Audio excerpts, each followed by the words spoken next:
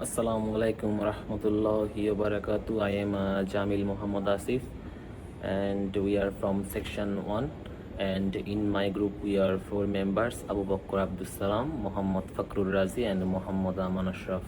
And our project title is Blockchain Based Identity and Access Management System. So, let's go to our abstract part. So basically, traditional identity access management system are centralized, and for the centralization, there is a high chance of identity theft and unauthorized access. But blockchain offers a decentralized and secure alternative for identity management. So our goal for this project is to compare different blockchain-based identity access management model and analyze their effectiveness. So in our project, we compared three IAM models, and that's our SSI, it means self-sovereign identity.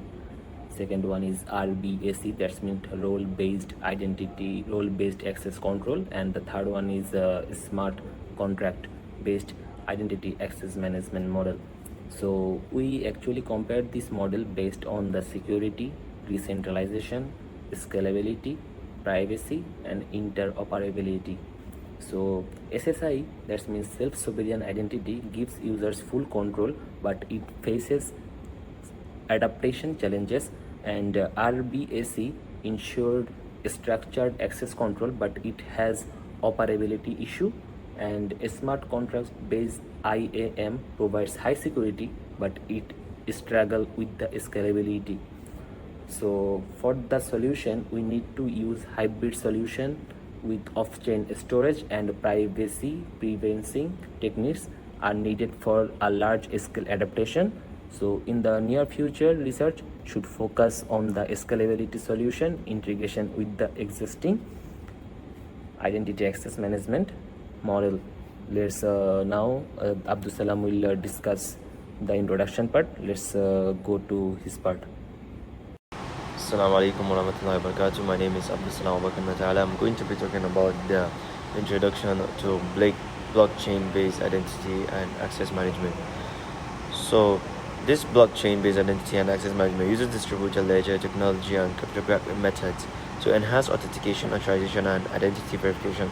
So, unlike the traditional IAM systems, which depends on centralized authorities and are vulnerable to security breaches and identity theft, so blockchain IAM provides a decentralized tamper-proof solution that provides privacy and user control. So we have some key innovations from the blockchain IAM, like smart contracts, self-sovereign identities, and distributed IDs that enable seamless interoperability, reduce fraud risks, and eliminate third-party dependencies. So however, challenges remain, including scalability, regulatory compliance, and integration with the legacy system. So researchers are actively working on solutions like off-chain storage, interoperability standards, and general knowledge proofs to address these issues. And also based on the study and the previous studies and the information we have gotten from all the articles and also the references of the articles we got it from Google Scholars, EG, and all the educational materials. So we also have a decentralized identity management. So researchers have explored that blockchain itself has a personal data management that allows users to control their identities without relying on centralized authorities. So the SSI, the self-sovereign identity model, has been highlighted for enhancing security and reducing third-party involvement. Also, we have access control models. So the access control models ensures that only authorized users can access specific resources. So blockchain strengthens this by using smart contracts that automates the control decisions based on the predefined rules. We also have the RBAC, the role-based access control, that the blockchain improves on security and auditability for the enterprise implement. So this models increase transparency, prevent unauthorized access, and improve accountability. And we also have the IoT security and IAM. So as the number of IoT devices grows, securing the systems is going to be a major challenge. So it's going to be a major challenge. So blockchain IAM solutions have been developed to secure IoT authentication and communication through decentralized verification. So we use this centralized trust mechanisms to ensure that devices integrity and security are being prevented from unauthorized access. So this stresses security in highly distributed environments, so that smart homes, healthcare, and industrial IoT. I also have the privacy and scalability solution. So despite its advantages, blockchain IAM faces privacy and scalability issues. So to overcome this, we have the zero knowledge proof, the ZKPS. So it allows identity verification without even revealing personal information. I also have the off-chain storage and layer 2 scaling. So this improves and efficiency and performance while maintaining security, and while the interoperability standards enables seamless integration with the existing IAM system. So these innovations ensures privacy, efficiency, and widespread adoption of blockchain-based IAM. So to wrap this all up, in conclusion, blockchain IAM transforms identity management that provides by providing a decentralized, secure, and transparent framework. So with soft-sovereign identities, smart contracts, advanced cryptographic methods, it enhances while reducing fraud risks. However, continued research on scalability, privacy, and integrity is essential for the widespread adoption. And this technology has the potential to redefine digital identity and create a more secure and user-controlled future. So this is all for me, and assalamu alaikum wa rahmatullahi ta'ala wa barakatuh. Assalamu alaikum wa rahmatullahi wa barakatuh. Myself Muhammad Amin Ashraf, and today I'll be presenting a comparative analysis of blockchain-based identity and access management IAM frameworks. This study focuses on evaluating different IAM approaches based on 5 key factors: decentralization, security, scalability, privacy, and interoperability.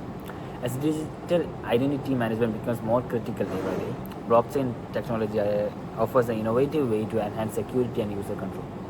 Self-sovereign identity, or SSI, is a decentralized identity model that allows users to have full control over their digital identity. Let's say, unlike any traditional IAM system, SSI eliminates central authorities by using blockchain technology. The most key feature of SSI is uses decentralized identifiers, also known as DIDs, and zero knowledge proofs, ZKPS, to enhance security and privacy, ensures interoperability, but requires new adoption protocols. Blockchain-based role-based access control, RBAC, improves traditional RBAC by using smart contracts to enforce access permissions. The most important key features are enhanced security through immutable and auditable smart contracts. It means stronger security using smart contracts that can't be changed and can always be checked for transparency. Last one, smart contract based IAM, which utilizes blockchain smart contracts for identity authentication and authorization without a central authority. The most important key features are high security due to immutable ledger of blockchain, enhanced privacy through selective identity disclosure, and the challenges it faces are scalability issues caused by blockchain consensus mechanism. Enhanced privacy through selective identity disclosure means better privacy by allowing users to share only necessary parts of their identity. The quick authentication process in blockchain-based identity and access management will be explained by my brother Fakrul Razi. Assalamualaikum, my name is Muhammad Fakrul Razi bin Muhammad Mahidi. Now I'll be presenting about authenticating process in the blockchain-based identity and access management. So, the first authentication is the self-sovereign SSI authentication. This authentication uses the Horcrux protocol. It is an authenticating system that integrates self-sovereign identity, biometric authentication, and blockchain technology. So, there's a couple of words here we can look at. First is the self-sovereign identity. Self-sovereign identity is a model that gives individual full ownership and control of their digital identities without relying on a third party. Next, we're going to look at the biometric authentication. For example, fingerprint, facial recognition, or iris scan. These are authentication steps that are unique to each individual.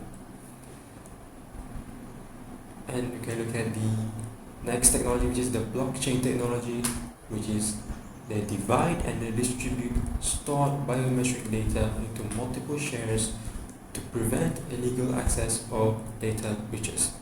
How does this provide another level? This provides another level of security by being able to detect any discrepancy between the data by comparing it with the peer blockchain, P2P, peer-to-peer. So when we will look at the login, when logging in, the centralized identifiers, the ID document, is retrieved by the service provider. The ID document contains the public key and also the authentication process itself, the method, how you authenticate. When the ID holder wants to prove their identity, they sign a challenge with their private key. The verifier checks this against the public key in the DID document. Authentication takes place in two modes. Remote mode, where the authentication takes place in the remote verification server, or local mode, where it's authenticated on the user device itself. Why use this self-sovereign authentication? It reduces the risk of compromise since biometric credentials remain encrypted and distributed in the DID and also supported by the Horcrux protocol. Another concept we need to look at is the zero knowledge proof, ZKPs, is the enable identity verification without disclosing of the data itself. So this is a concept that is very important in this. It allows one party, the prover, to convince another party, the verifier, that a statement is true without revealing any information on the statement itself, only the truth of the statement. So it's like revealing both parties knows something, both party knows the truth without revealing, without saying the truth itself. Alright, for the next part we will look at the authenticating process in blockchain-based identity and access management for blockchain-based role-based access control. So we will look at the example straight away. When user login, the public key which is stored on the blockchain, a random nonce, a nonce which is a one-time cryptographic challenge that is signed by the private key. Anons are able to prevent relay system attacks. So what is a relay system attack?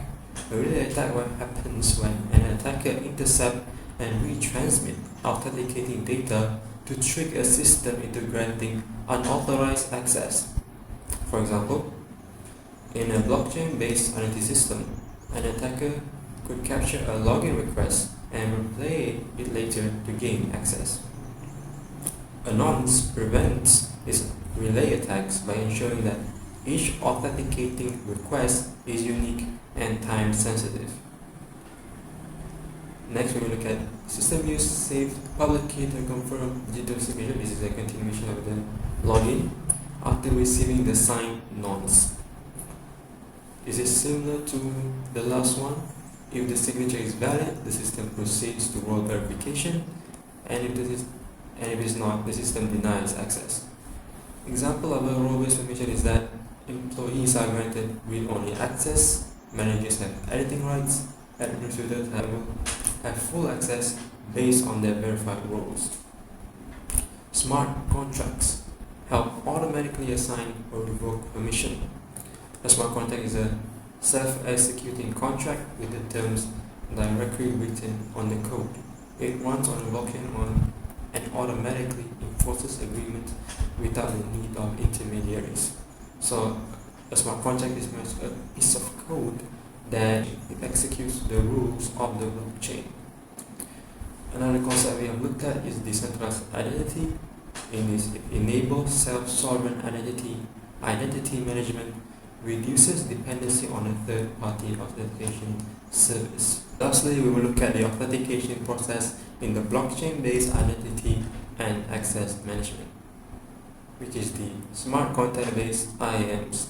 Blockchain-based smart contract-based identity and access management (IAM) eliminate the need for centralized identity providers, ensuring a safe and decentralized authenticating process. When registering, user creates a public private key pair. A smart contract saves the public key and identification information on the blockchains. As we can see, this is similar to the system that is used in both role-based IAMs and also the self-sovereign IAMs. So when we look at next step, a user uses the private key to sign a request. When they want to authenticate, it is confirmed by the smart contract. Also very similar to both the system before us. Another one is a multi-factor authentication, such as biometric verifications or a OTP via a decentralized oracle can be added. After authentication is verified, smart contract determines authorization by checking access control policies. These access control policies are similar to role-based, where it is how much permission that the user have, how much power, how much editing access does the user have over the blockchain.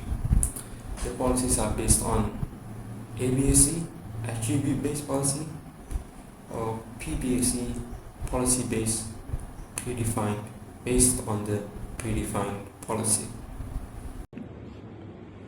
So in the discussion and analysis, we have already compared and we have saw the authentication process of the blockchain based identity access management approaches. We saw the SSI, RBAC and the smart contract based IAM, and we saw that each model has some unique strengths and weaknesses. And for the SSI, it provides user control and privacy using decentralized identifiers and zero knowledge proofs. But its challenges is the adoption is slow due to the complex key management and lack of integration with the existing IAM system. And for the blockchain based role based access control, it uses smart contracts to enforce role based access, improving security and auditability. But its challenges is the limited interoperability with existing enterprise IAM frameworks. So for the next slide, we can see that for the smart contract based IAM, it allows secure authentication and without relying any central authority, and supports multi-factor authentication using smart contracts. But its challenges is it suffers from the scalability issues due to the high blockchain transaction cost and processing delays. So we can see that the best use cases for SSI is it is user driven identity management, but not ideal for the enterprises. And for the role based access control, it is the most practical for businesses balancing security and structured access control. And for the smart contract based IAM, it is suitable for the decentralized app and the Internet of Things, but the scalability is limited adaptation.